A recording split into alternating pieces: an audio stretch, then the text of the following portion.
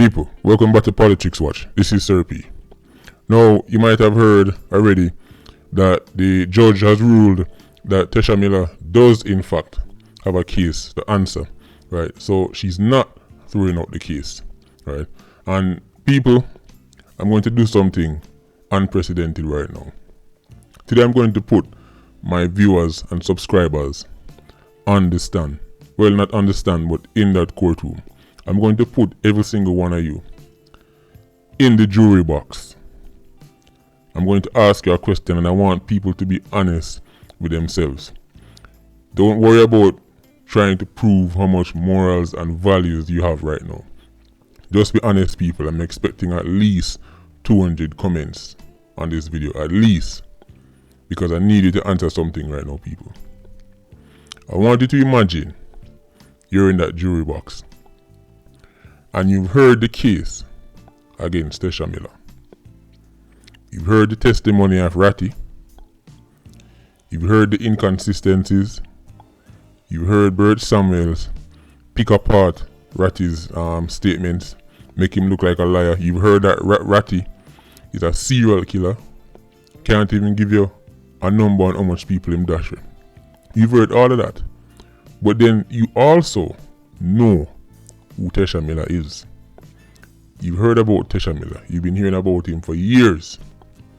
And then to make things worse, right, you remember just how much time Tesha Miller has beaten the system. I'm going to give you a rundown on just how much time Tesha Miller has embarrassed Jamaica's justice system.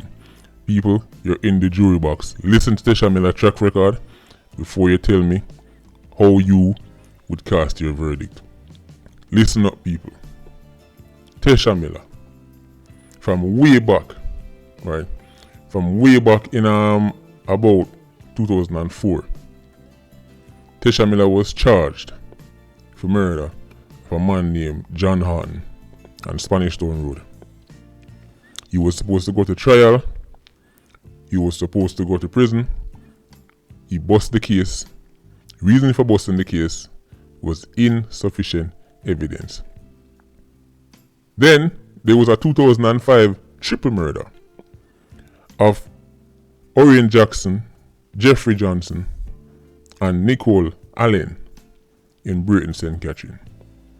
Tesha Miller again was drawn up, and people said Tesha Miller was going to get that way than a GP or a Horizon for this case. Again, Tesha Miller bust the case. Then Tesha Miller was arrested, charged, and convicted, right, for armed robbery and sentenced to 15 years. Right? So now it seems like, well, they've got him, right? Them finally hold on upon him. This happened in 2011. Guess what, people? After being convicted and sentenced, 2 years later, Tesha Miller filed an appeal and bust the case and come back a road. Completely embarrassing the system again. Right? Back then, Tesha Miller assembled a dream team of lawyers. That legal team included his current lawyer, Bert Samuels, QC, Valunita Robinson, right, and a man called Charles Advocate Ganga Singh, right, triple threat. Tesha Miller come back a road. If that wasn't enough, Tesha Miller, way back in 2007, well, not way back, it was a couple years ago, Tesha Miller get hold on for an incredible 16 days. Right? 16 days, people. Right? When his lawyer, Abel Danfoot, drag up the justice system before the courts and said, listen, you hold on for my client too long. Tesha Miller ended up getting fined 100 Jamaican dollars. Right? He pleaded guilty to making a false declaration to Jamaican immigration officials, and he was fined $100 and let go on the streets. All this information is available to the public and available to you as the juror. So this is what I'm asking my viewers and subscribers right now. Let's say you doubt Ratty's statement. You doubt Ratty's testimony. You think Ratty is a serial killer and a liar and a fraud. But you also know everything we just tell you about Tesha Miller. How would you cast your verdict?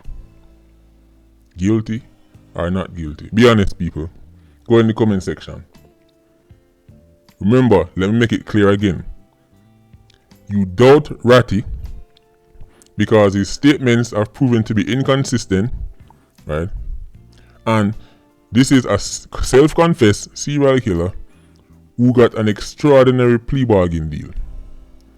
But you know who named Tesha Miller, and you know his past and the things that has been attached to his name. Would you say, well, even though me hear about Tesha Miller, and me know what Tesha Miller do, or me hear what Tesha Miller do, based on what I've heard in this courthouse, this man is not guilty? Or would you say, you know what, me tell you this Tesha Miller brother, me no business if Ratty's statements were inconsistent, me still have vote guilty. People, be honest, tell me in the comment section right now, guilty or not guilty? How would you cast that verdict? You're on the jury. While you're doing that, let me play a clip of what transpired today in court, people. Listen up. Bert Samuels was seeking to have the court discontinue the matter against Miller. He told the court this morning that Miller didn't have a case to answer. He grounded his no-case submission on the credibility of the prosecution's only witness. Mr. Samuels pointed to what he described as a number of inconsistencies in the witness's statements to the police and the evidence he gave in court. He asked the court to discard the witness's evidence, which would have resulted in Tesha Miller being freed of all charges. In the Crown's rebuttal, the prosecution told the court Mr. Samuels' submission lacks substance. The Crown argued that at all material times, the witness told the defense he had explanations for the inconsistencies. The prosecution also pointed out that the inconsistencies were explained by the witness in re-examination. The prosecution also argued the witness's evidence placed Miller in the realm of being tried and convicted as the principal offender. In handing down her ruling, the presiding judge, Georgiana Fraser, said the issues raised by the defense are issues of fact that jurors should consider. People, you hear what the judge tell the jurors? The issues raised by the defense are issues of facts. See, in other words, consider what you've heard in court and focus only on the cold hard facts. If they do that, Tesha Miller will walk free.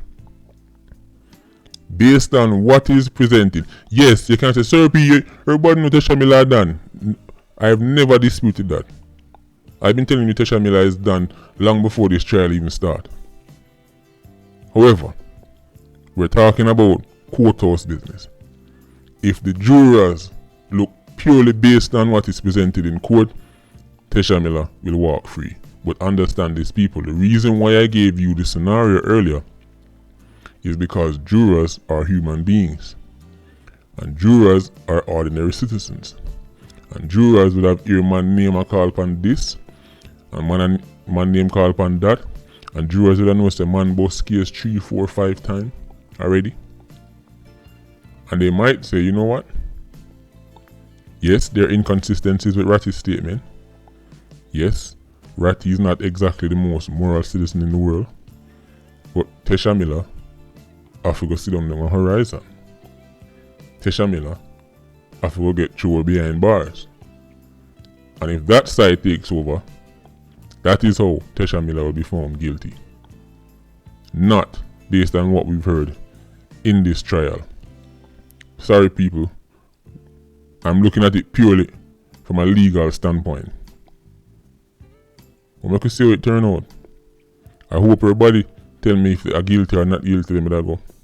But in my opinion, it's coming right down to just how much Tesha Miller is known to these jury members and what them know about Tesha Miller outside of this trial. Because remember, Bert Samuels pick and choose some of the members before, you know. Right. So if it was some people who never heard of Tesha Miller, which would be extremely unlikely in Jamaica, right? But it's possible. And them sit down and listen to them here in this courthouse, Tesha Miller will walk. But for people like my subscribers and viewers who well and know the history of Klansman and the history of Tesha Miller, well, he's going to be down at Horizon chilling on a bunk bed or a concrete slab, because me say not even bunk bed down there anymore the way the place crowded. Right?